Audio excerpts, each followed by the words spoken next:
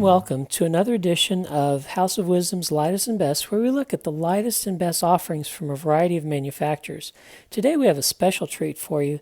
This is the Specter knife by Jason Brous, and it is a brand new knife. It's so new actually that it's not even on the market yet as of June 2017.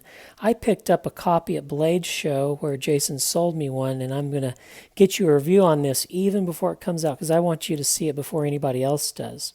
Jason Brous learned to use CNC machines from his father, who was a maker of high-end components for the medical industry. By the time he started making knives, which was in 2010, he had already had 10 years of CNC machine experience working for his father. We'll talk about the specifications of the knife. The blade is a 3-inch blade, and you'll note it has no markings on either side. The handle is a 4-inch handle, has some chamfering. The total knife length is 7 inches, and the weight of the knife is 3.1 ounces. I have some knives for comparison. The first two knives I'd like to compare it to are Brous knives that are identically same in every component. The top is the razor back, and the bottom is the Brous Bionic 2. Both the Razorback and the Brous Bionic 2 and the Specter have a 3-inch blade, a 4-inch handle, and an overall length of 7 inches. It's a common theme for Jason, and it's just a perfect EDC size, I believe. Next, we'll look at the Lion Steel TRE. The TRE is a little smaller, and the Zero Tolerance 0460. Next comes the Medford 187, which is a bit larger. Next, the Hinder Half Track, which is a little larger, also a little smaller. And then the Hinder XM18 3-inch, which is approximately the same size. And lastly, the Maxpedition Excelsa, which is approximately the same size also.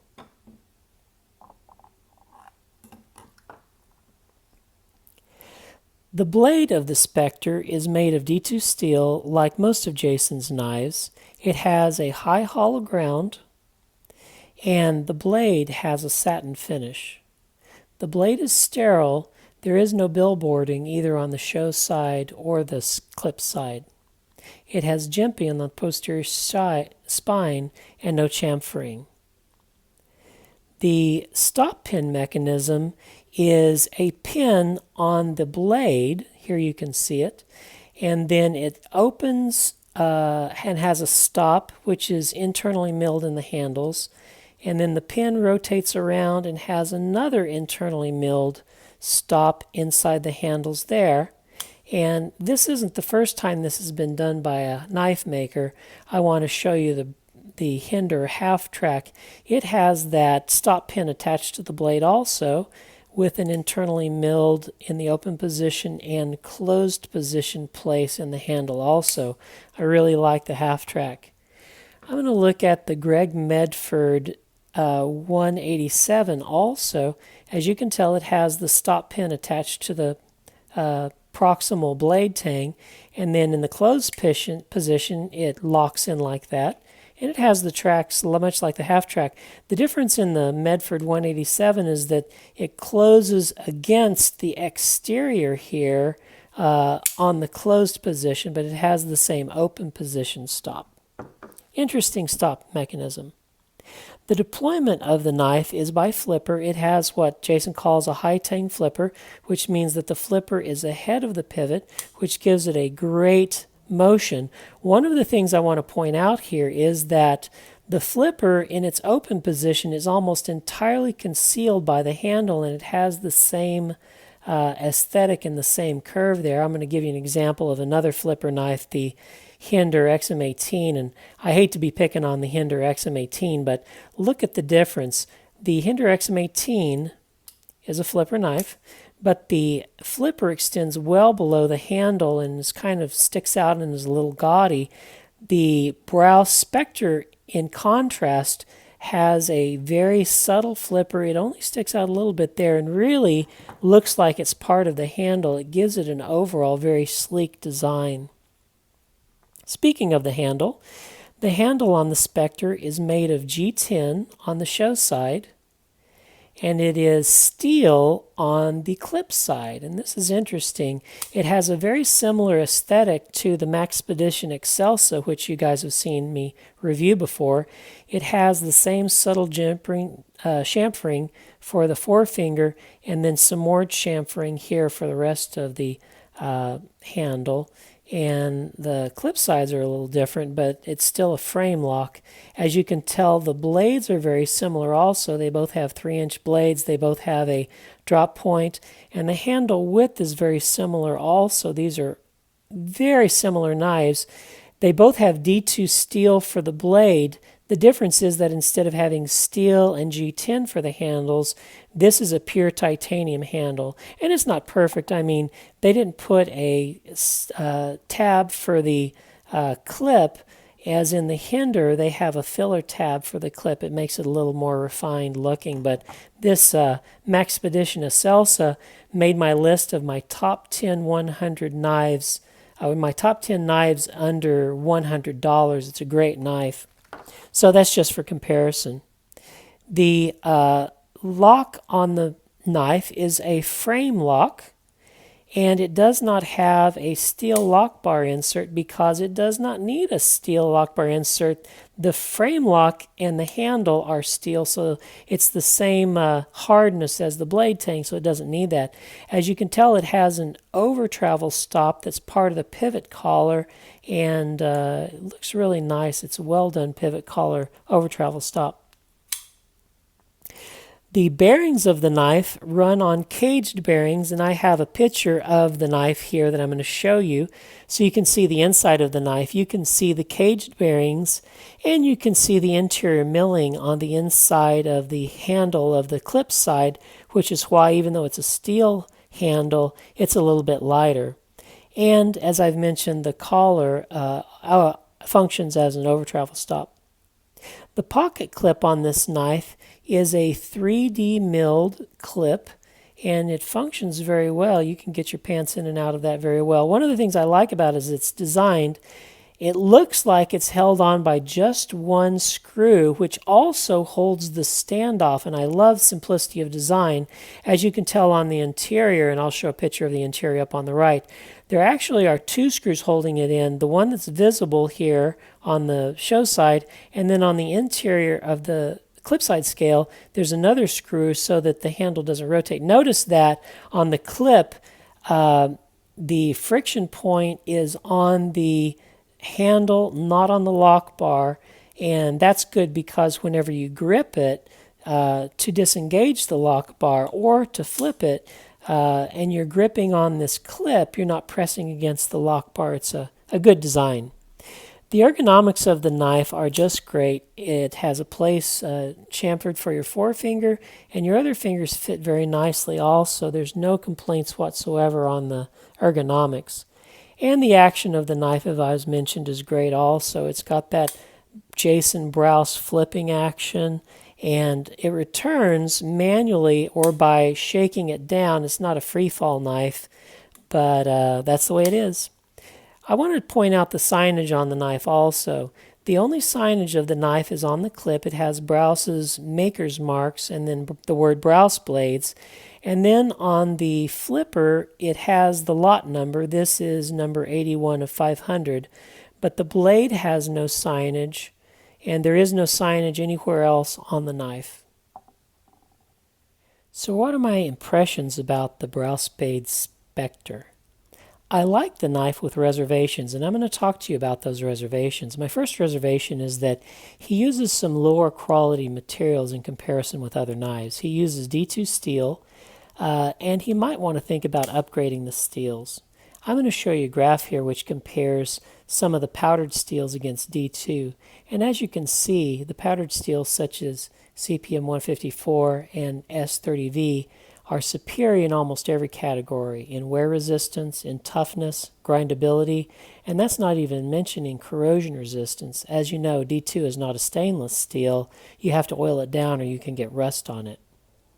And another part that he could upgrade the quality is on the steel handles. steel handles are something that usually come out of China on Kershaw knives. You don't expect a Brous knife to be sporting steel handles. It's really the realm of the lower quality Chinese-made knife to have the steel handles. And there are a lot of opportunities in similar knives that go for much less money that have titanium handles, and I'll get to that later. Another thing that I ding him on is having a free spinning pivot. There are other manufacturers that have better designs. I'm going to give you a couple with zero tolerance. This is the zero tolerance 0460. It has a captive pivot. As you can tell, there's a hexagonal place that the clip side goes, so you only need one hand and a Torx driver to undo this pivot. The other is our captive. Lion Steel does something similar. They have a triangular pivot on the clip side, so you don't have to hold it with one driver while you undo the pivot. So these are two examples of captive pivots, which I really prefer that design as opposed to a free spinning pivot. You have to, the way I do it is I hold the knife between my knees and I have one hand holding this Torx driver and one hand holding this one, and you have to do it both undoing the pivot and tightening the pivot too. It's a little bit of a pain in the neck. Well, let's talk about the price of the knife.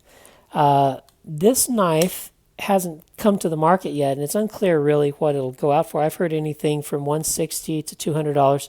I purchased this particular copy for $185 at Blade Show 2017. And I'm going to give you some comparisons. First of all, I'm going to compare Jason against his own knives. The Razorback, which is much lighter, 2.3 ounces, because it has titanium handles, goes for $249. It's a beautiful knife in the same size.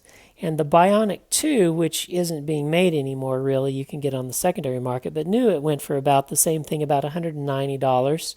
And I got my copy for $120 on the secondary market, but it has some design advantages. I mean, it has this cool looking blade with a fuller. It has a handle that is aluminum instead of steel, and it has this reptilian pattern down the handle. It has a reversible clip. You can have it right-handed or left-handed, and has a filler tab. So this is a very high quality knife for a similar product, and this one has lower quality steel handles, the same D2 steel blade. The clip is not reversible, and it's just a simple design. And then another comparison I want to make it to is the one I've mentioned already, the Maxpedition Excelsa. These knives look very similar. They could be brothers, certainly cousins. The Maxpedition Excelsa costs one-half of the proposed sale price of the Brous Specter. And so anyway, there are options. And the last option I want to mention, I'll put a picture up in the top right-hand corner, is a new knife that came out. It's the LA Police Gear TBFK knife. And it doesn't use D2 steel. It uses a super steel S35VN. It has G10 handles. It runs on bearings. It has a loop over pocket clip, which I love. This knife they're selling for only $35, and so if you're talking about comparative cost differentials, the Brous knife is going to be costing 5 times the knife of the LA Police Gear's TBFK. Is it 5 times better? I know that it still isn't 5 times better. It isn't even as good. Well, now that I've criticized the poor knife to death, I'm going to tell you what I like about it, and it's a lot. I love the Brous flipper geometry in action. It flips out hard, flips out fast, no problems with that. And I like the way that Jason hides the flipper tab within the handle. Gus at GTC Knives does a similar thing, but it takes a certain style of design mastery to be able to pull that off. So the knife is simple and clean and uncluttered, and that's worth some money. The knife also is EDC sized. In a world where most makers are making their knives 3.5-inch blade or larger, it's refreshing to see a maker that still makes a 3-inch blade that's EDC size. And the fit and the finish of the blade are really good. It's simple and uncluttered. The clip is attached with one screw, which also attaches the standoff, and then there's another screw that's hidden within the interior. There's interior milling. There's not a lot of signage on it, just the maker's mark and name on the clip, and then the lot number on the flipper tab. The blade's completely sterile. I love the simplicity. It's got the flow-through design. The knife is held together at 2 attachment points, the pivot and the standoff. It is a wonderfully made, wonderfully designed knife. So, at the end of the day, are you going to buy the knife? I did. If you want a knife with high quality components and materials that's inexpensive, this may not be the knife for you. But if you've always wanted a Jason Brous design knife and you want it in an EDC size at a reasonable price and you don't mind lower quality materials, then the Jason Brous Blades Specter might be the knife for you. Thanks for watching. Like and subscribe, and we'll see you on the next House of Wisdom Lightest and Best knife video.